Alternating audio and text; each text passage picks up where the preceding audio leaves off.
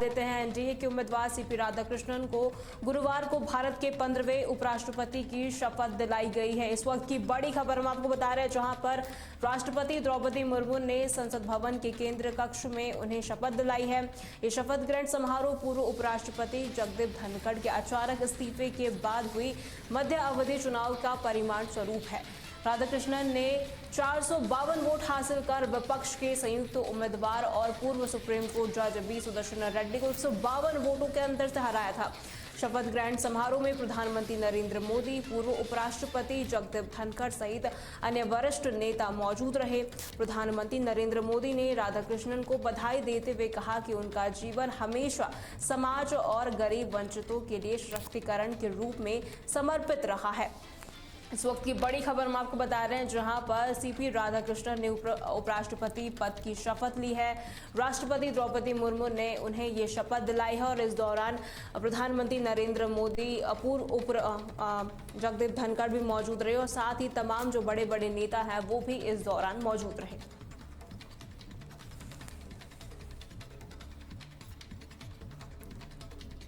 नेपाल की ओर रुख कर लेते हैं, जहां से बड़ी खबर सामने आ रही है। बता दें, राष्ट्रपति निवास के बाहर सुरक्षा बढ़ा दी गई है। नेपाली सेना ने कटीले तार लगाए हैं और साथ ही प्रदर्शनकारियों को रोकने के लिए सुरक्षा और ज्यादा बढ़ा दी गई है।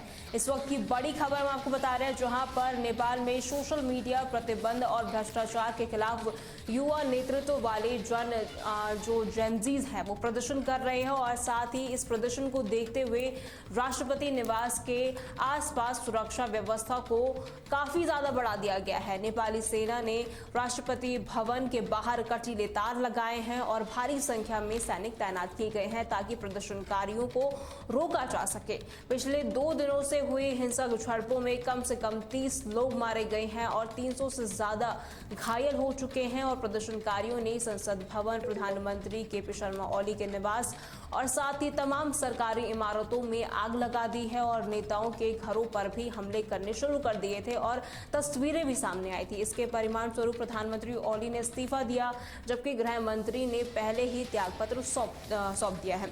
सोशल मीडिया प्रतिबंध को हटा दिया गया है, लेकिन सीमा पर भारत के साथ जो तमाम जो बॉर्डर हैं उन्हें भी कहीं ना कहीं वहां पर भी हाई अलर्ट रहने के निर्देश दिए गए हैं।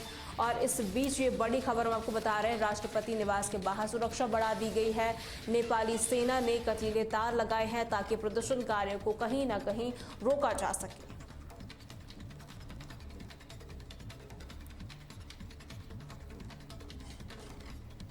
देहरादून की ओर रुख कर लेते हैं। बता दें, उत्तराखंड को आपदा राहत कार्यों के लिए फंड दिया गया है। केंद्र सरकार ने उत्तराखंड को 1200 करोड़ रुपए दिए हैं। प्रधानमंत्री नरेंद्र मोदी ने फंड का ऐलान भी किया है। इस वक्त की बड़ी खबर हम आपको बता रहे हैं, जहां पर आपदाग्रस्त क्षेत्रों में सीएम और तमाम जो मंत्री हैं वो अब समीक्षा करने वाले हैं। इस वक्त की बड़ी अपडेट हम आपको दे रहे हैं, जहां पर भूस्खलन और बादल फटने से प्रभावित उत्तराखंड के जितने भी इलाके हैं, केंद्र सरकार ने 1200 करोड़ रुपए की वित्तीय सहायता का ऐलान किया है।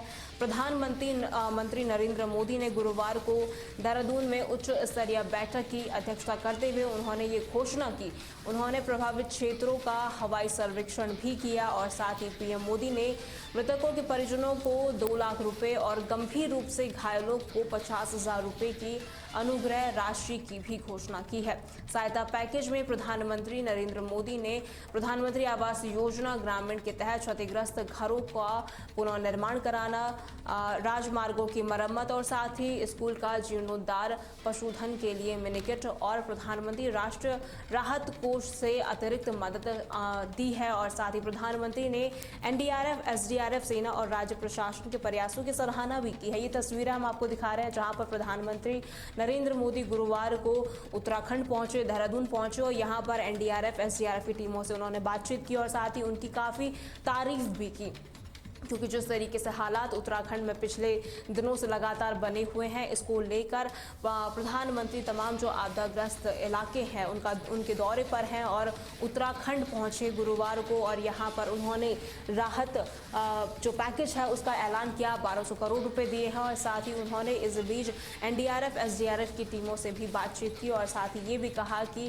केंद्र सरकार इस मुश्किल समय में उत्तराखंड के साथ मौजूद है, कंधे से कंधा मिलाकर खड़ी है।